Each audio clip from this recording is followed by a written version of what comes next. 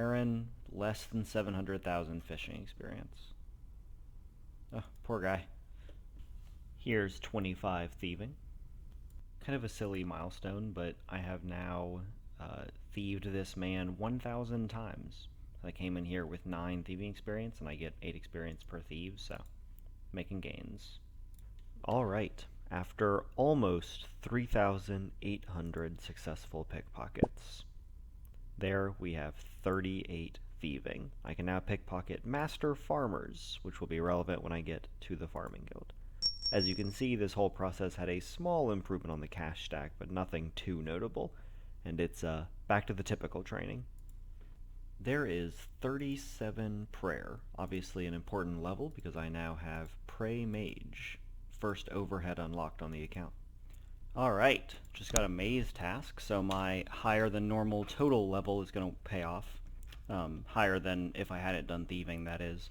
Now, I think I'm actually going to open the little noob chests around the outside. Obviously, the reward in the center is going to be more impactful overall, higher level runes, etc. But if I could just get a few air runes, it would be real nice to be able to just gain a little magic experience, and hopefully these won't decrease my total reward potential that much. Also, if I just get potions, then obviously this will have been a mistake, but there's no predicting what it's going to be exactly. Okay, I just got bronze arrows, which is interesting, because, you know, if I'd been going to the middle, one of the things I'd be trying to get would be low-level arrows. Okay, I'm going to go ahead and grab this chest too, but if there are any others, I think I'll skip them. Water runes. Interesting. I guess the downside of getting these basic runes is that they might just clog up my inventory and not provide any real benefit, because I'm not sure if I'll be able to use the waters actually without bodies to do like curse. What was that, about 60% reward potential? And I receive useless mithril ore, some nature runes, and some water runes. Interesting. So I can't really do anything with these. I'll have to think about if it's even worth holding on to these, or if it would be better to just straight up drop them. Look, I got a genie. My recorder freaked out so the video is like totally scuffed, but it did occur, and of course I spent the lamp on Hunter. I've been training on these monks for a little while. Basically I fight them for about 14 minutes, then run down to rake my farming patch, then run back up here and continue the fighting. And there was 50 strength. Came by kind of fast since he hit us. So now we have base 50s here. We need 65 in both, or, you know, a total of 130 to access the Warriors Guild. So we're over 20% of the way there, and hopefully things will speed up also as we get even a little bit closer as our own combat potential grows. Oh, happy day. Here is another genie. Put this right into Hunter. I'm now up to 40 Hunter against, almost halfway to level 2. Haven't gotten a single book random yet. Alright everyone, it's time. 55 strength. I am over a third of the way done with my strength training. So in other words, I have over 2/3, just under 2/3 actually, of my strength training left to do. I mean, really and truly, just the most incredible luck. I've only had like 1 or 2 events in between these. Also, did you see the green gap between his legs? That did not look right. And with that, we are up to 50 Hunter experience. If I could get a book at some point, just 3 events away from level 2. Well, true to form, I just missed it, but there's 40 prayer. Look pretty good. 29 farming. Not an important level, but steady progress. Here's 55 attack. The training has been slow and steady.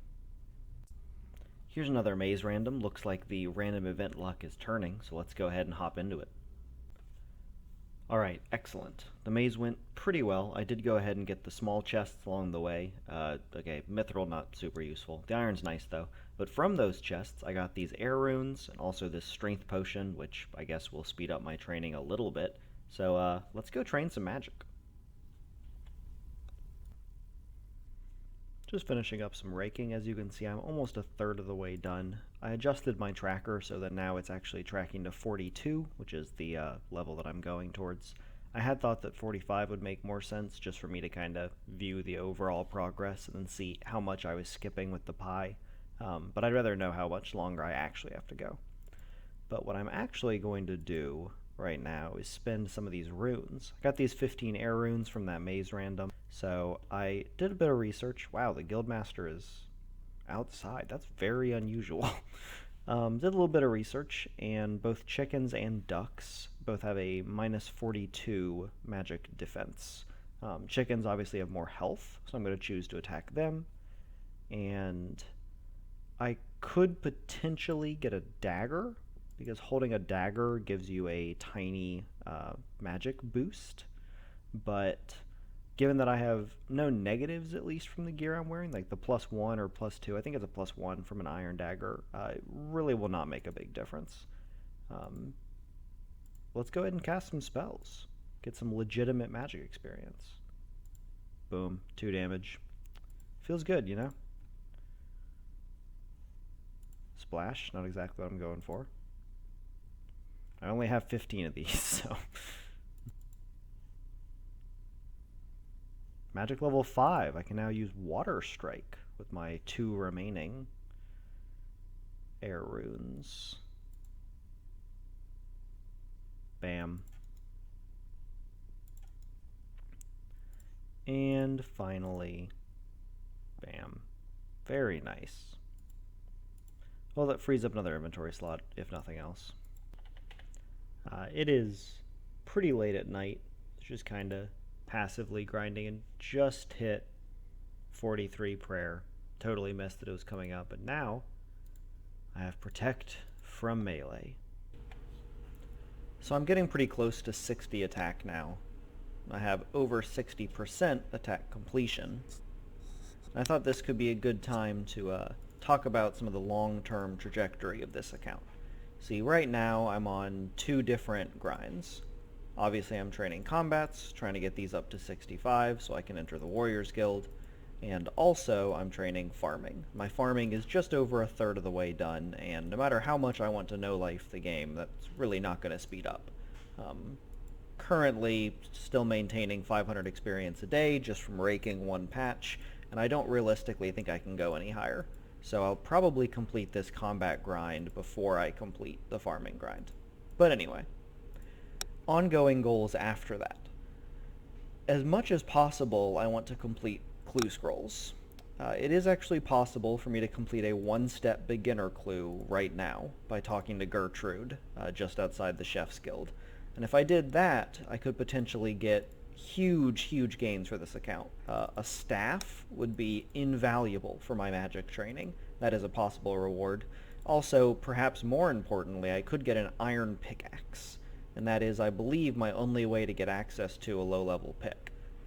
Implings give like mithril picks, but obviously that would be a ridiculous amount of lamping to prepare for. Then there's also the possibility of far in the future of the account needing to fudge that a little bit. Let's say, I just haven't been able to get the clue scroll and I've been farming it for 6 months or something. There is a bronze pick in the upstairs of the mining guild. So I would consider that a distant possibility. As much as possible, I'm going to avoid having to break any of the exceptions that I originally set out. But if, just for the fun and future of this account, I have to pick up a pickaxe, I think that one is kind of a soft exception. It is within the mining guild. But I would prefer not to. I'm also working on a 3rd grind, which is lamping my hunter. I'm currently at 50 experience, which is nothing to write home about, but it will accelerate. The first couple levels are some of the slowest, and I only need 17, because then I can travel to Puro Puro, begin catching implings, and those implings will be huge for my account. I'll be able to get a knife, runes, etc. And with those runes, I'll be able to train magic, which of course, hey, 60 attack. Dragon weaponry. Yeah, that's going to happen. Magic is kind of a big deal, of course, because once I actually get to the Wizard's Guild, or Mage's Guild, whatever it's called, I have access to a lot of new resources. I can kill the wizards there. They'll drop runes significantly easier. It's a nice guild to have. Unfortunately, the other guilds, it's a little less clear how I'm going to unlock. So the absolute lowest level axe that I can figure out is a steel axe, which I can get from implings or potentially from beginner clues. And that, of course, requires 6 wood cutting to use. Now, I don't want to lamp 6 wood cutting. I'm already kind of struggling with the reality that I'm going to have to lamp to 17 hunter. But 6 is actually almost as far as 17. So like I said, those earlier levels are much slower. So it's probably like half the time or something. And frankly, I don't really want to just sit around waiting for experience randoms forever. So my plan is to complete absolutely every meaningful advancement that I can without lamping. So that would be things like killing both the Hesperia and the Evil Chicken. I can do all of that within things I can do without lamping. Getting the best gear that I can within those restrictions, etc., etc.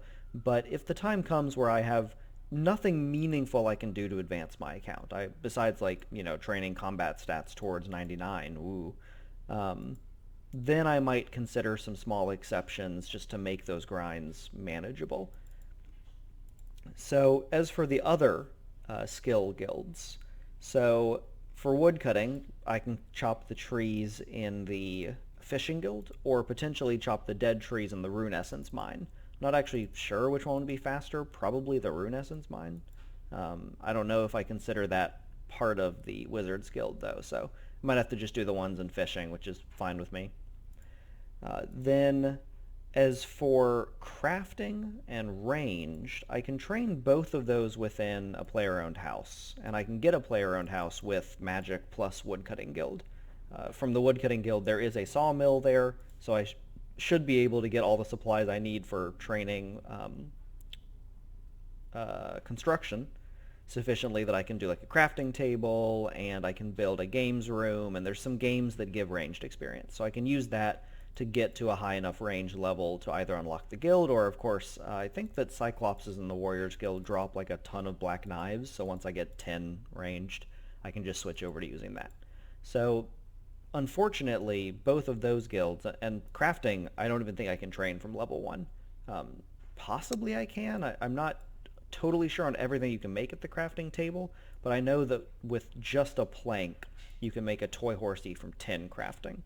And I might get some crafting experience from getting my Hosidius favor. Pushing the plow does require repairing it, which gives crafting experience, but it is actually possible to world hop and avoid that. You can just push the plow a couple times until it breaks, and then world hop, push again. So basically, in summation, the account is on a good progression right now. There are 2 obvious grinds that I can work on, and even after completing those, I still have the Hespori grind, the gear grind, etc. But then I'm going to start hitting huge walls of random event progress. And frankly, I might just skip those by making some small exceptions. Go and get myself a bronze axe. Let myself push the plow just naturally without trying to avoid the repairs, and see what crafting level that gets me. That kind of thing. So let me know in the comments below what you guys think about that. Like I said, my goal would be to stay strictly within the rules for as long as I can, but if it gets to the point where I'm going to have to be logged in for 300 hours doing nothing significant for the progress of the account, like just training combat or whatever, I don't think that would be as fun for me or for you as me just making whatever minor exception.